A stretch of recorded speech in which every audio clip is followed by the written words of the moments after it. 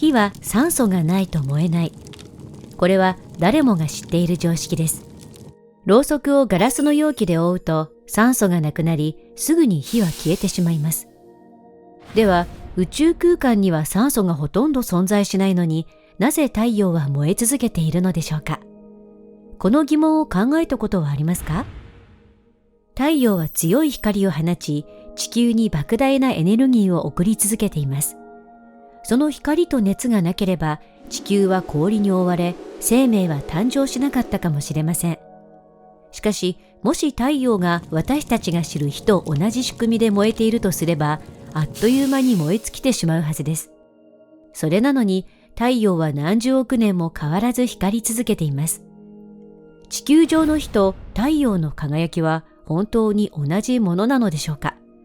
もし違うのなら、太陽はどのようにしてエネルギーを生み出しているのでしょうか。その答えを知ることで、太陽の持つ驚くべきエネルギーの秘密が明らかになります。実は太陽は燃えているのではなく、全く別の方法でエネルギーを生み出しています。その仕組みを理解するために、まず燃焼とは何か、そして太陽の光と熱がどのように生み出されているのかを探っていきましょう。火と太陽の違い。私たちが日常で目にする火は、燃焼と呼ばれる化学反応によって生まれています。例えば、キャンプファイヤーやろうそくの炎は、木材やろうが酸素と結びつくことで燃えています。この燃焼反応では、物質が酸素と化学的に結合することでエネルギーを放出し、光や熱を生み出します。火が燃え続けるには、燃えるもの、可燃物と酸素、そして発火のための熱が必要です。もし酸素がなくなれば、火はすぐに消えてしまいます。これは、ろうそくをガラス容器で覆った時に起こる現象と同じです。酸素が燃焼を支えているからこそ、私たちは火を使うことができるのです。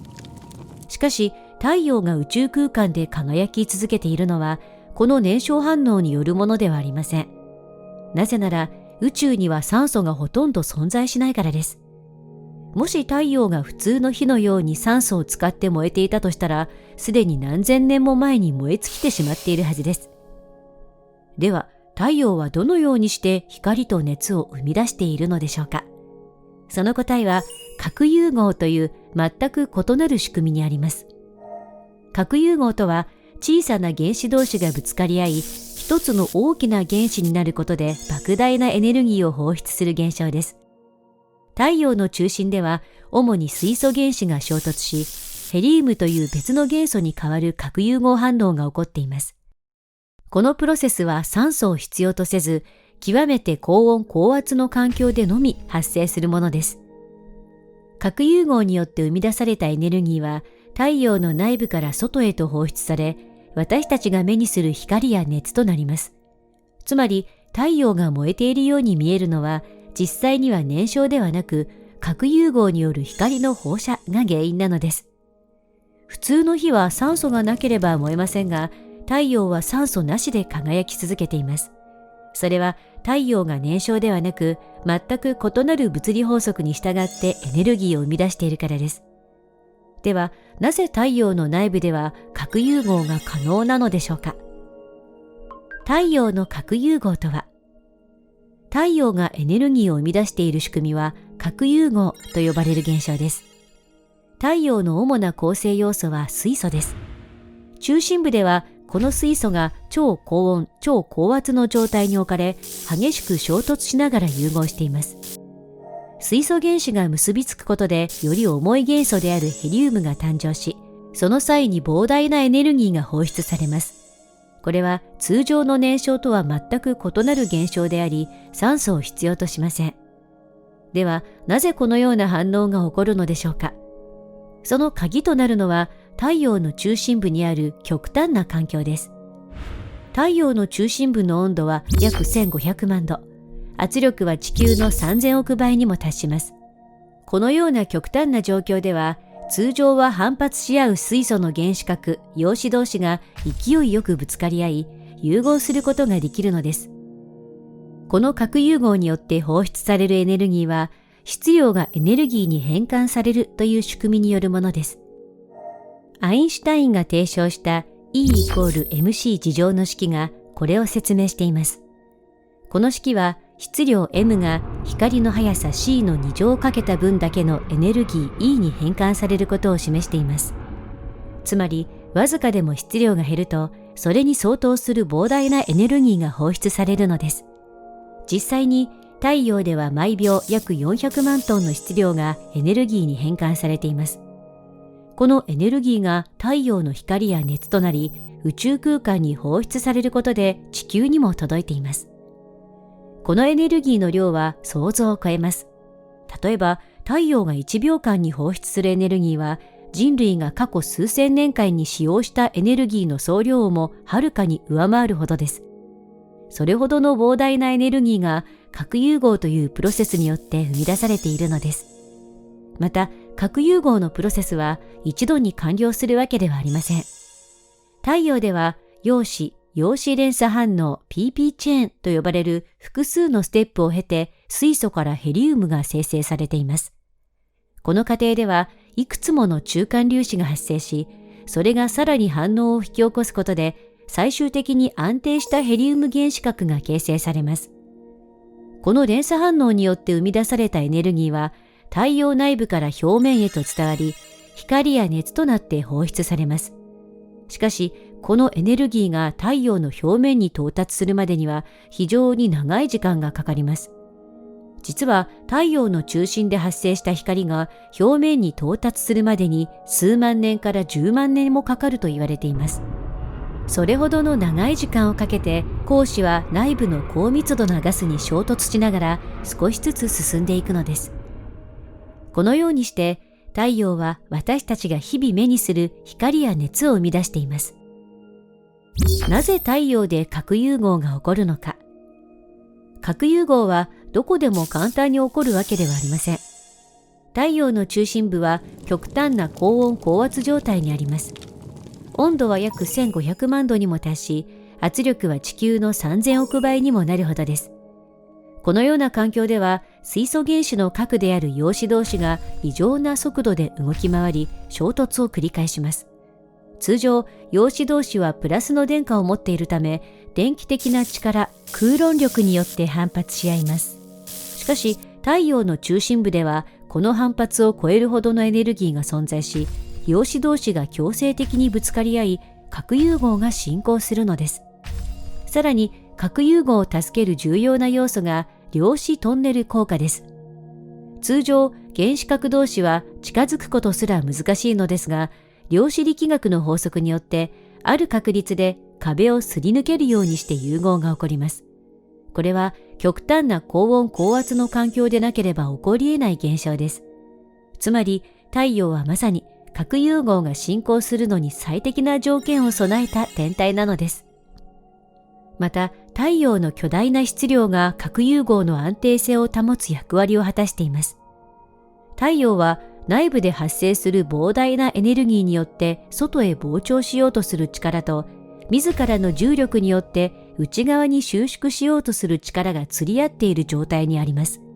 これにより爆発することなく安定した核融合を維持し、エネルギーを生み出し続けているのです。もし太陽の質量が現在より小さければ、核融合を起こすための温度と圧力が十分に確保されず、エネルギーを生み出せません。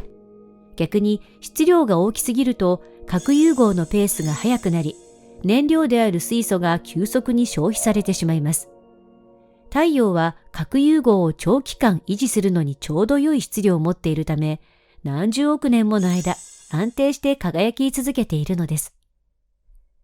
このように極端な温度と圧力、量子トンネル効果、そして太陽の巨大な重力によって核融合は継続的に進行しています。もしも太陽の核融合が止まったら？もし太陽の核融合が止まったら何が起こるのでしょうか？単に太陽が暗くなるという話では済みません。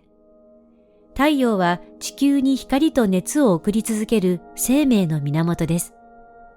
そのエネルギー供給が途絶えた場合、地球は急激な変化に見舞われます。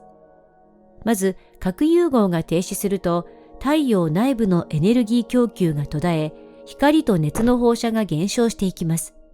しかし、その影響がすぐに地球に届くわけではありません。なぜなら、太陽の表面から放たれた光が地球に届くまでには約8分20秒かかるためです。つまり、もし核融合が突然止まったとしても、その瞬間には何も変化を感じることはありません。しかし数日もすれば、地球の気温は急激に低下し始めます。太陽からのエネルギー供給がなくなれば、地球の気温はどんどん下がっていきます。最初の1週間で数十度低下し、1年後には平均気温がマイナス70度以下にまで落ち込むと考えられています。これほどの寒冷化が進めば、まず植物が枯れ果てます。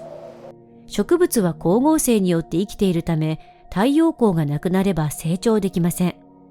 そうなると、草食動物が餌を得られずに絶滅し、それを捕食する肉食動物も生存できなくなります。地球の生態系はわずか数年で崩壊してしまうでしょう。そして人類も深刻な影響を受けます。気温が下がり続けると陸地は氷に覆われ、海もほとんど凍結します。食料供給が滞り、生存が難しくなります。仮に地下都市や人工湖を利用して生き延びる手段があったとしても、太陽エネルギーなしでは長期的な維持は困難です。さらに太陽の核融合が止まることで、太陽の内部バランスも崩れていきます。現在の太陽は核融合によるエネルギーが内側から外へ押し広げる力と、重力によって内側に収縮しようとする力が均衡している状態です。しかし核融合が止まれば、外へ押し広げる力がなくなり、太陽は自らの重力で徐々に収縮していきます。やがて太陽は圧縮されて高密度の星へと変化し、最終的には冷えて暗くなっていきます。この過程で地球を含む太陽系全体も影響を受け、宇宙の闇に包まれることになるでしょう。もしもこんな未来が現実になったら、人類はどこに向かうのでしょうか。その時、私たちは新たなエネルギー源を求めて宇宙へ旅立つしかないのかもしれません。太陽は燃えているのではない。太陽が光と熱を発している理由は燃えているからではありません。私たちが普段目にする炎は酸素を使った燃焼反応によって生じます。しかし宇宙空間にはほとんど酸素が存在しないため、もし太陽が燃焼しているのであればすぐに燃え尽きてしまうはずです。ではなぜ何十億年もの間太陽は輝き続けているのでしょうか。その答えは核融合にあります。太陽の内部では高温高圧の環境によって水素原子が融合し、ヘリウムと変化する際に莫大なエネルギーが放出されています。この核融合反応こそが太陽の光と熱の正体なのです。太陽の中心部は約1500万度にも達し、圧力は地球の3000億倍以上という極限状態にあります。この環境では水素原子核が高速で衝突し、通常は反発し合うはずの陽子同士が融合することで新しい原子が生まれます。そしてこの過程で放出されるエネルギーが太陽を輝かせる原動力となっているのです。この核融合によるエネルギー生成の仕組みは、私たちが地球上で見る火とは全く異なります。火は酸素と結びつくことで化学エネルギーを放出しますが、太陽では原子核同士の結合によってエネルギーが生まれています。そのため、燃えているという表現よりも、光っているといった方が正しいのかもしれません。また、太陽は単に光と熱を放出しているだけでなく、地球にとって欠かせない存在です。太陽のエネルギーがなければ気温は極端に低下し、地球上の生命は生き延びることができません。私たちが今日呼吸し、食事をし、文明を築いていられるのも、すべて太陽の核融合によるエネルギーのおかげなのです。こうして考えると、太陽は単なる燃える球体ではなく、宇宙の中で極めて特異なエネルギー源であることがわかります。私たちが生きているこの世界は、1500万度の熱と重力のバランスによって支えられているのです。では、この核融合はいつまで続くのでしょうか。太陽の寿命は約100億年とされていますが、現在の年齢はすでに約46億年です。つまり、あと50億年ほどで核融合の燃料である水素が尽き、太陽は次の進化段階へと向かうことになります。その時、地球にはどのような未来が待っているのでしょうか。それはまた別の物語となります。